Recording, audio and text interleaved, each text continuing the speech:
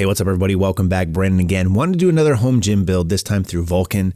You guys may or not be familiar with them. They are very popular, especially for their bumper plates. They also have some of the coolest looking comp plates out there, at least in my opinion, only because they're different than what you see from everybody else, and they're actually pretty well priced.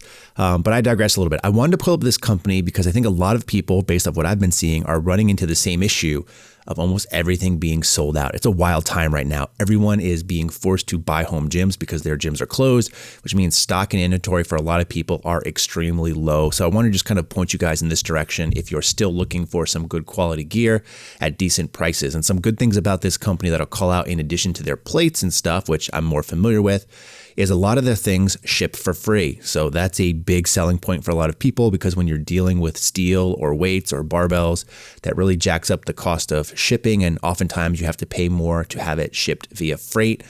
So this is really cool, and they offer things like military discounts and all sorts of other cool stuff. So I'm gonna go ahead and just walk you through a kind of home gym build, if you will, and I'll talk you through it.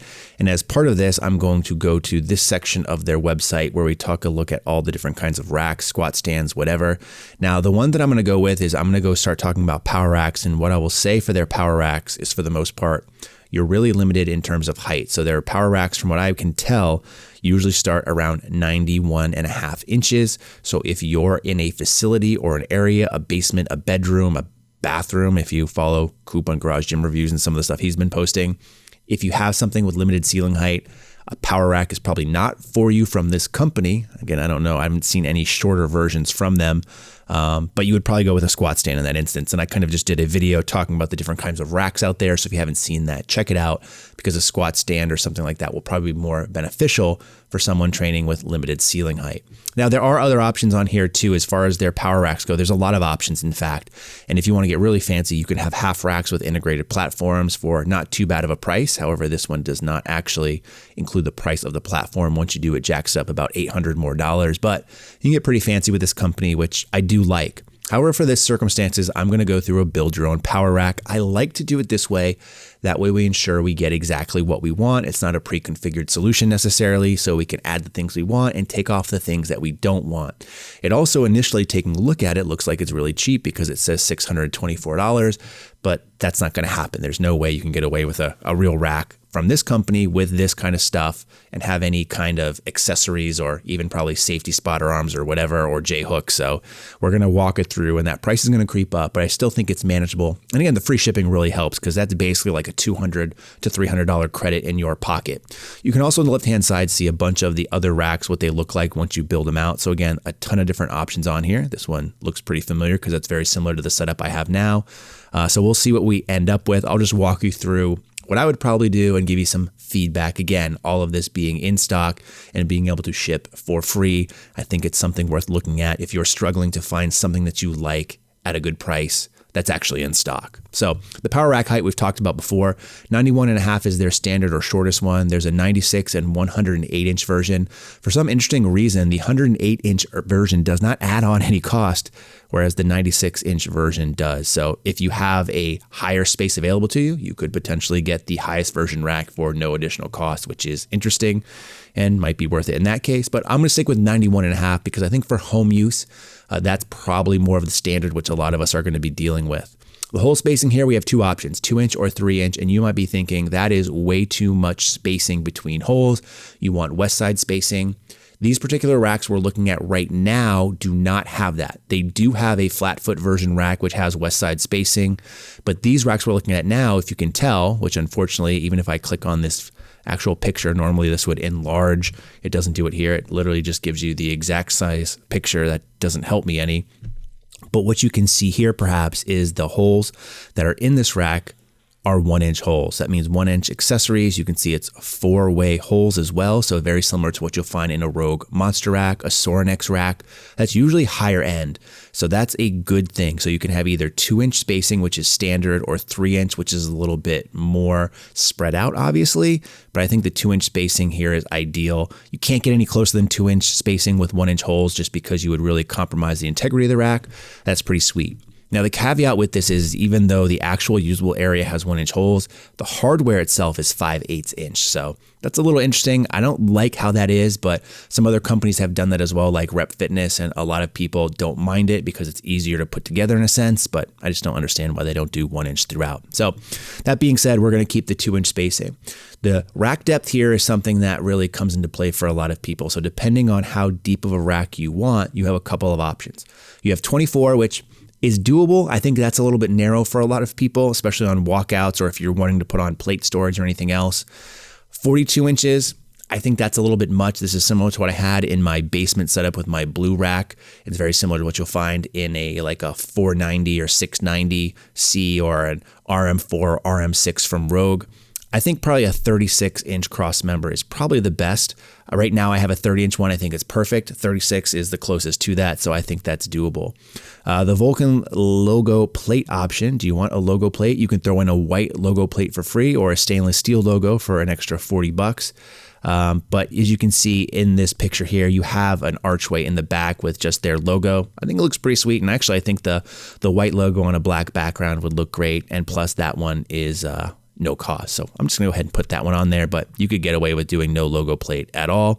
Or if you wanna add a stainless steel one for $40, you could. Don't really see the reason to doing so. A pull-up bar type, what do you want? It comes with a standard pull-up bar, but if you wanna do a multi-grip one, you can add one in. You wanna do 2 pull-up bars, you can add it. You have a lot of options. I'm just gonna go with a standard single one because I think that's fine as is. So it'll probably look more like this particular version right up front. I think that's all we need. If you want a spring for the multi-grip one, you can. Just know that doing so, as you can probably tell in this other picture that I'd pulled up, and not that one. Where the hell are we doing this? I should probably plan out these videos a little better. It's going to add to the overall height. So just be aware that if you go that way, you could always flip this down, but then it's going to be a lower pull-up bar option again, but then you have multi-grip options. So do what you will. In this case, I'm going with the free one, the standard single pull-up bar, which I think that's fine for most people. Now, do you want to add half rack conversion feet? I'm going to do it. It's $80, and that's again going to give you something that's very similar to my current setup. And the reason that I like this is because it's very stable. So even if you're racking against the rack and pushing in and you don't want to bolt the rack down, these feet add a lot. You can also add things like band pegs onto these eventually if you want, if you're planning to bolt the rack down. Although if you are bolting, these extra feet aren't necessary. But because I'm not going to bolt, and I know speaking to a lot of you guys, you don't like to bolt, the half rack feet are $80. They're going to add a ton of stability. I would do that if I were you. So we'll go from there. Let's see, where are we? Do we want to add an additional rack section? So if you want to make this a 6-post rack, you can, whether that be 18 inches deep, 24 inches deep, 36 inches deep, or 42 inches deep. Some might say, why would you want that deep of actual rack for the second portion? And I think those are really for when you're going to have like a dual rack setup. So something potentially like this, where you're going to have people lifting on both sides. Again, for home use, unless you have people that are training at your house, which you shouldn't during this time, you need to stay away, social distancing, at least 6 feet, and they don't have a 6 feet depth rack option. Or if you just have like a spouse that you're going to train with. But I think for most people, you can get away with just no additional super deep section. If you want to throw in like an 18-inch extension or a 24-inch extension because you want plate storage, you can. And in that case, you probably don't need to add on those half rack feet that we have up above there. From there, the J-hook style, you have a couple options, standard or the sandwich style. Really either one, depending on what you want. For the sake of this particular video, I'm just going to go standard because that's going to keep the price down a little bit. So I want to have just like an economical version of this rack where I'm only really getting what I need necessarily. Safety straps for me, I love safety straps. To be honest, I don't think I'd ever use pins or anything else like flip down safety. So I'm going to add the safety straps on there. It's a $120 upgrade, no big deal. Do we want to add safety spotters? These are the ones that come out of the front of the rack. So something like in this particular picture right here, adding these on. If you plan on lifting outside the rack, you can do this. For me, I don't. I want to lift in the rack, and the fact that they add on $130, I'm not going to do it. So I'm going to say no safety spotters. Do you want to add a rope pull attachment? Not really sure what that is. Rope pull attachment allows the trainer to use a rope as strength and conditioning implement. The rope is threaded through the attachment and used in pulling hand over hand motion. That sounds awful, so we're not going to add that. So I'm going to say don't add the rope pull attachment. Do I want an additional pair of J-hooks? I do not, because I am forever alone. Do I want to add a dip horn? I am not. I had a Matador through Rogue, and I never really found that I used it too much. I would do other tricep work instead just because I didn't like doing dips. So I'm not going to add that on for the price point. Do I want to add cross-member band pegs? Yes, I do. Maybe I'm going to live that conjugate style life at some point, and I have all those holes. I might as well use some band pegs for them. So I'm adding 4 band pegs for $30. It's cheap enough. Do I want to add conversion feet band pegs? So I'm guessing this is for the half rack feet. Let's just see. The half rack conversion, yep, no need, because if I have band pegs already, I can just move them, and I probably wouldn't be using them both at the same time, so I don't want to add it anymore because that's just extra money. Plate storage, do I want to add some? I'm going to say no for this case. Again, for me personally, with a 4-post rack, especially one that's going to be 36 inches deep, I don't want to have plate storage on there. You can if you want, but you could just pick up a weight tree instead, and I think it'll work just as fine. And then finally, safety rods, 1-inch solid steel. So that's the typical pin safeties, which you will see in this particular picture. I don't want those because we already sprung for the safety straps, and that's about half the cost of those. So I'm going to say no safety rods, and then we're going to come up here and I'm going to update the price. So initially $624. Let's see how much damage we did. $1,054.96 for something that's probably going to end up looking a little kind of like this. It's going to be a little bit deeper. That's a 24-inch depth. It's going to have standard J-cups instead of those sandwich ones, but it's going to have safety straps and just a single pull-up bar and that Arch logo in the back. And for like $1,050, that's not bad, especially when you consider this is basically very similar to the setup that I have currently. And I'll try to flash a pricing on the screen for what I paid for that, but it was a couple $100 more, and that's before shipping. And one of the things, again, that I wanted to call out is this product qualifies for free shipping. So I think this is a pretty good deal, and obviously you can kind of pick and choose some of your stuff to get this price down even further, depending on if you don't want safety straps or if you don't want those feet in the front and you're planning on bolting. I think this is a pretty good deal and worth looking at, or at least running through. Again, if you're looking to build a home gym and you're really struggling to find something that's in stock at the price you want and what you want in terms of racks. Now, if you also want barbells, they do have barbells. Let's just go ahead and pull these up really quick. So let's find some powerlifting bars wherever we can. I'm not a big fan of this particular website, so instead I'm just going to come over here and I'm going to type in powerlifting as I've done in the past. I did a rough run through of this right before filming because I don't like to take cuts. So they have a couple of powerlifting bars. They have the Elite Powerlifting Barbell for $370. They have the Absolute Powerlifting Bar for $340. So these are probably the 2 barbells that you would probably choose from, only because their other powerlifting bars is stainless steel, which is super nice, but it's $600. You probably don't want to spend $600 on a barbell in this time of need if you just want something in terms of training.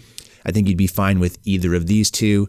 The main differences, I believe, from these is the cheaper one is a black phosphate coating, where the more expensive one ends up being actually a black zinc. So let's take a look at this one, because I think probably most people would defer to the cheaper one at this point, because to a lot of people, $339 isn't cheap anyways.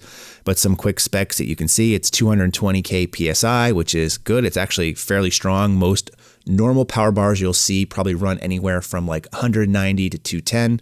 So being at 220, this is going to be a little bit harder metal on there. It's 20 kg, black oxide shaft, matte chrome, flat fin groove sleeves. A bushing on there, aggressive sharp knurling, has the center knurling, the single powerlifting marks, and a lifetime warranty from bending or breaking. So I think this could be a good option for many people. So $339 for this, or basically all in. You have the $1,050 for the rack, the $340 for this. You're under $1,500. You get a really good rack, a decent bar as far as specs go. Not a big fan of the black phosphate finish, but again, in this time of need, when you need to find something good at a good price that ships for free and isn't actually sold out, Vulcan could be a good bet for you. So let me know what you think. If you used them before, you liked them before, any experience, or what you would get if you went for them, leave that in the comment section below. But in the meantime, as always, thanks for watching and stay big.